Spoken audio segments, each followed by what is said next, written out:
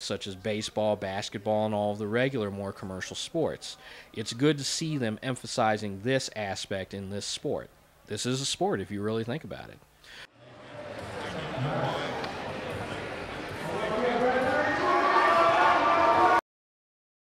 And Newswire L.A, I'm here with Lawrence. Ada. All right, and tell me about your teams. I love these snappy dressers here. Well, we're from Whitney High School, and it's more. This robotics team is more like a club. It's a connection between three teams: VRC, FLL, and FTC. And all of us, we like to do robotics, so that's why we joined this club. So that's how you guys found each other. Are you all at the same school, or are you guys just a bunch of people who found each other in the same area who just have that love of robotics? We have members from schools all across the region in our city. For example, we have students from Whitney High, the host school, as well as Gar High and Mayfair High. And last year we had a student from Troy High as well. And have you guys had a chance to compete yet, or are you guys waiting to be called up? Well, we had one competition, and currently right now our team is probably playing against having another match right now. All right. Well, it's like if you had to shout out to everybody in LA, what would you say to everybody right now? Well, probably I would say join first because it's awesome and fun. All right, guys. Many colleges and universities, professional associations, and corporations offer college scholarships to high school students on first teams. This is official recognition of the knowledge and technical and life skills these students have gained from participating in a first competition. According to them, in 2013, they currently have over 160 scholarship providers that are making available over 875 individual scholarship opportunities. That totals out to over $16 million worth in scholarships. We got a group here in the lab coats. That's what I'm ready for. Tell us who you are. We are Phi Robotics. I'm from Phi Alpha and she's from Phi Omega. All right, so where are you guys from? Lancaster, California. Oh, you guys came up from the high desert then. All right, so tell us a little bit about your team. Have you guys had a chance to compete in the early rounds? Yes, well, my team has competed in 2 matches so far. We lost the first one and we won the second one. All right. We just finished our 3rd match, and we won the first 2, lost the 3rd one. And do you guys have any other matches coming up this afternoon? Yes, we have 3 more. We have 2 more. Everyone gets around 5 matches. All right. So, what's your strategy for this day? Is it more defense, offense? Tell me. For Phi Alpha, we're more offense. We try to get 2 rings on the top pegs to get that first line bonus, and then we try to go for a diagonal line bonus or a straight down line bonus. For Phi Omega, we're mainly counting on autonomies and good line bonuses. So, all right. And they have very good autonomies. Yes. All right. All right. Competitors can compliment. So, all right. Thank you for joining us, ladies. We'll see you throughout the afternoon. Okay. While you're watching this robot competition, we wanted to tell you about a couple of critical parts of FIRST's ethos. The other aspect of it is called Coopertition. Coopertition produces innovation. They believe that they are displaying unqualified kindness and respect in the face of fierce competition. Coopertition is founded on the concept and a philosophy that teams can and should help and cooperate with each other even as they compete. Coopertition involves learning from teammates. It's teaching teammates. It's learning from mentors. And it's managing and being managed. Coopertition means competing always, but assisting and enabling others when you can. Again, this is another aspect that's lost in many other sports, but it's being emphasized here, which is very good to see. One of the interesting things we've been looking at today are these robots in motion, and they seem to have an almost limitless power source. At present, all of these robots are powered by batteries.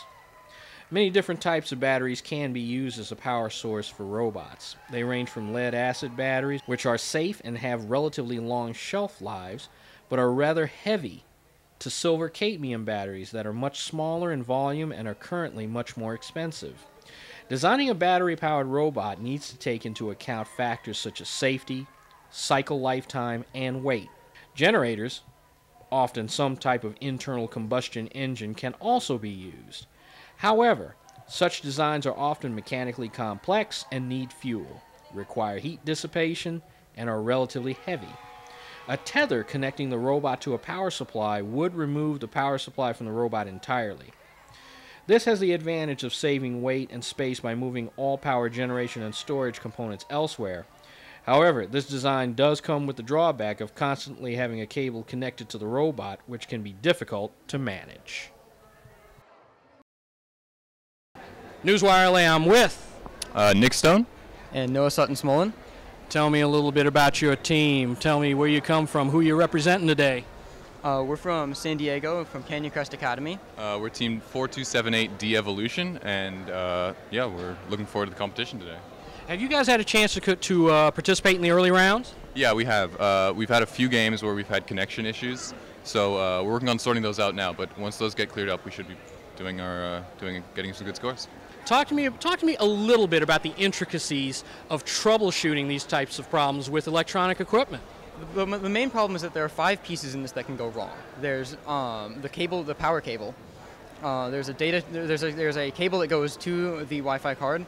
There's the processor itself, and there's the Wi-Fi card itself, and the power cable that goes to the Wi-Fi card. So it's very difficult to figure out what's going wrong when any combination of those can be going wrong. And we've actually replaced each of those components twice.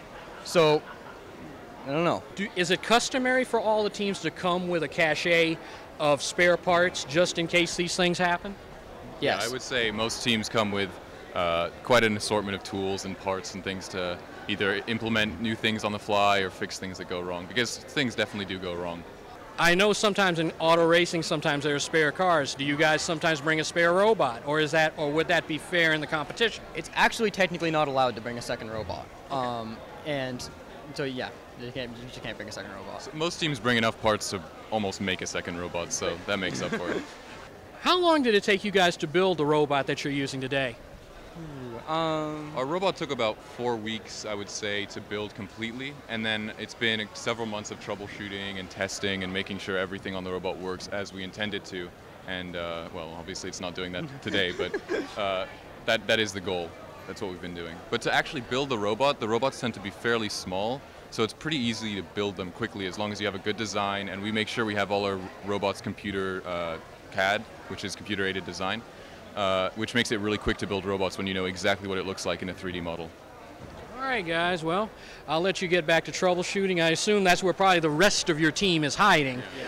So I'll let you get back to join them and see what goes on. But good luck. Hopefully everything works out, and we'll see what happens in the afternoon. All right, gentlemen. Thanks for dropping by. And that's it from Monrovia High School. We've had a wonderful day here watching the robots go at it in the ring. And you've had a chance to see these young people who come from all walks of life and all over the United States. We have to step back and we have to support these kind of activities because these are very positive, and these are actually the people who are going to shepherd in the future.